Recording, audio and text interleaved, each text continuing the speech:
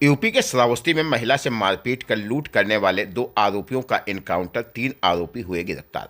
श्रावस्ती में अपराध को रोकने के लिए एसपी राहुल भाटी के नेतृत्व में आए दिन कहीं न कहीं अपराधियों और पुलिस में मुठभेड़ देखने को मिल रही है।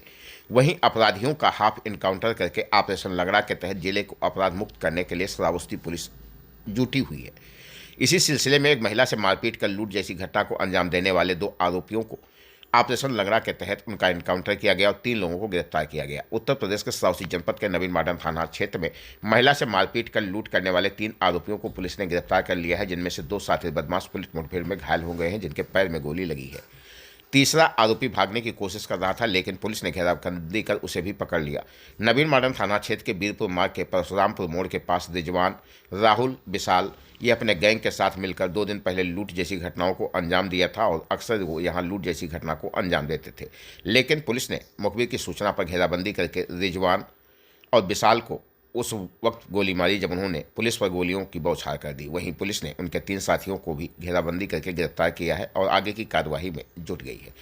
इस मामले में पुलिस अधीक्षक राहुल भाटी कहते हैं कि हमने महिला से मारपीट कर लूट करने वाले 3 आरोपियों को गिरफ्तार कर लिया है। इनमें से 2 साथी बदमाश पुलिस मुठभेड़ में घायल हो गए हैं। लूटा गया जेवर, तमंचा व कारतूस आदि बरामद किया गया है। इस घटना में एक पुलिसकर्मी भी घायल हुआ है, जिसे अस्पताल में भर्ती कराया गया है। उत्तर प्रदेश के श्रावस्ती जनपद का यह पूरा मामला है, जहां पर महिला के साथ मारपीट कर लूट करने वाले 3 आरोपियों को पुलिस ने गिरफ्तार किया है, जिनमें से 2 को गोली लगी है। बड़ी खबर उत्तर प्रदेश के श्रावस्ती जनपद के नवीन मॉडर्न थाना क्षेत्र से निकलकर सामने आई है। ये लोग ई रिक्शा पर सवार होकर सुनसान स्थानों पर ऐसे महिला को अपना टारगेट बनाते थे जो अकेली हो, उसके सर पर प्रहार करते थे और लूट कर लेते थे। मारने के उद्देश्य से प्रहार करते थे, लेकिन यहाँ महिला बेहोश हो गई और ये लोग उसे मरा समझकर मौके से भाग गए थे। देखिए, दिनांक 22 मार्च 2026 को थाना एनएमपीटी क्षेत्र के खरगोरा गणेश गांव में एक महिला के साथ घटना हुई थी, जिसमें अभियुक्त के द्वारा उस महिला के सर पर मारकर गंभीर रूप से उसको घायल कर दिया गया था। जिसके पश्चात महिला को इलाज के लिए लखनऊ भर्ती करवाया गया, जहां पर उसका इलाज चल रहा है। इस घटना के अनावरण के लिए थाना स्तर पर टीम गठित की गई थी तथा जनपदीय एसओजी और सर्विलांस सेल सीओ साहब की अध्यक्षता में इस पर काम कर रही थी। इसी के क्रम में पुलिस को लीड मिली और पुलिस मुखबिर की सूचना पर पुलिस ने एनएमपीटी क्षेत्र में ही इन 3 अभियुक्तों को घेरा। पुलिस की आत्मरक्षार्थ फायरिंग में 2 अभियुक्तों के पैर में गोली लगी थी, जिनको उपचार के लिए सीएचसी कोना भर्ती करवाया गया था। इसी क्रम में एक सिपाही भी घायल हुआ था, जिसको सीएचसी कोना उपचारित किया गया था। इन सभी की स्थिति सामान्य है। अभी उनको गिरफ्तार करके जेल भेजा जा रहा है। इस घटना का घटनाक्रम मैं आपको बता दूं, 22 मार्च 2026 को खरगोरा गणेश में ये महिला अपने घर से निकली थी अपने खेत में काम करने के लिए। लगभग ये शाम को 4 से 5 बजे के मध्य की ये घटना है, जिसमें अभियुक्त ने पहले से रैकी करके इस महिला का पीछा किया और खेत में सुनसान जगह पर इस महिला के सर पर वार किया और महिला के कान के झुमके और नाक की नथ लूट ली। और अभियुक्त ने इस पर एक लकड़ी के डंडे से प्रहार किया था, जिससे महिला वहीं बेहोश हो गई थी। अभियुक्त उसको मरा हुआ समझकर वहां घटनास्थल से लूट कर भाग गया था। इसी के अनावरण के क्रम में पुलिस द्वारा जब अभियुक्तों की पहचान करवाई जा रही थी, पुराने अभियुक्तों पर कार्य किया जा रहा था, तो एक बलरामपुर के रहने वाले रिजवान नाम के अभियुक्त का नाम आया था। इसमें आपको बता दूं कि सन 2023 में बलरामपुर में लगातार लूट की घटनाएं हुई थी, जिसमें इस साइको किलर द्वारा लगभग 5 घटनाएं कारित की गई थी, जिसमें वो महिलाओं के सर पर धारदार हथियार से या किसी लाठी से वार करके उनको घायल कर देता था। उसका उद्देश्य उन पीड़ित महिलाओं को मारना होता था, या तो वो उसको बेहोश समझकर या मृत समझकर वहाँ से चला जाता था।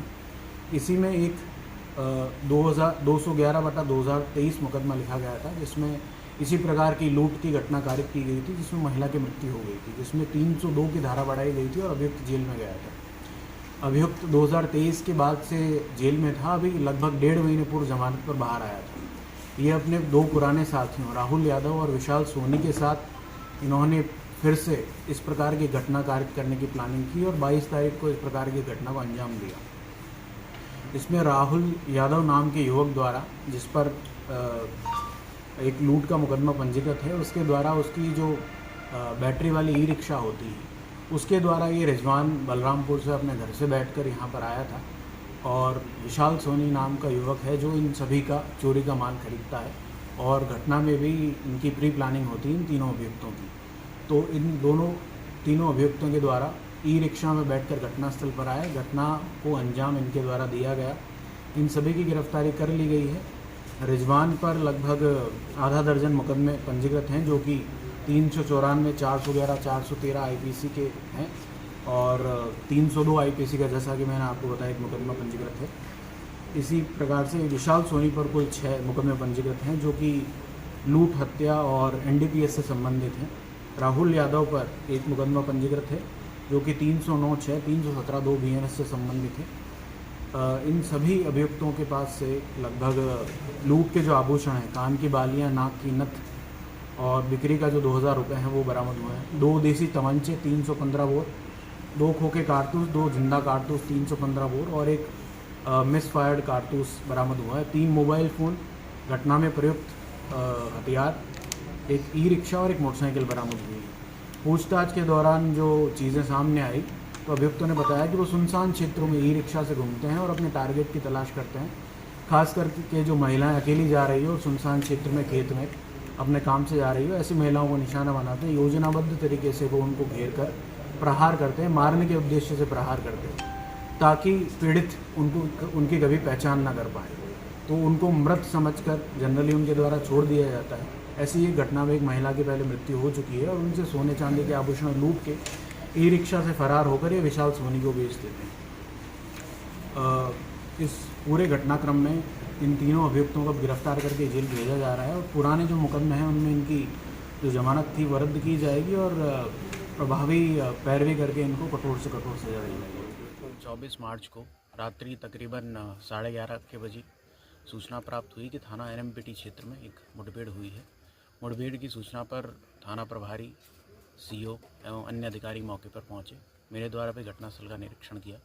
घटनास्थल के निरीक्षण के उपरांत जानकारी प्राप्त हुई कि 3 अभियुक्त जो कि 22 मार्च में एक महिला के सर पर वार करके उसको घायल कर देने के संबंध में थी। ये तीनों अभियुक्त, जिनका नाम क्रमशः रिजवान, राहुल यादव और विशाल सोनी है, यहाँ पर तीनों अपनी अगली घटना को अंजाम देने के उद्देश्य से एकत्रित हुए थे। पुलिस को जब ये सूचना प्राप्त हुई तो पुलिस मौके पर पहुंची। अभियुक्तों का पीछा किया गया। इन अभियुक्तों द्वारा पुलिस पार्टी पर जान से मारने की नीयत से फायर किया गया।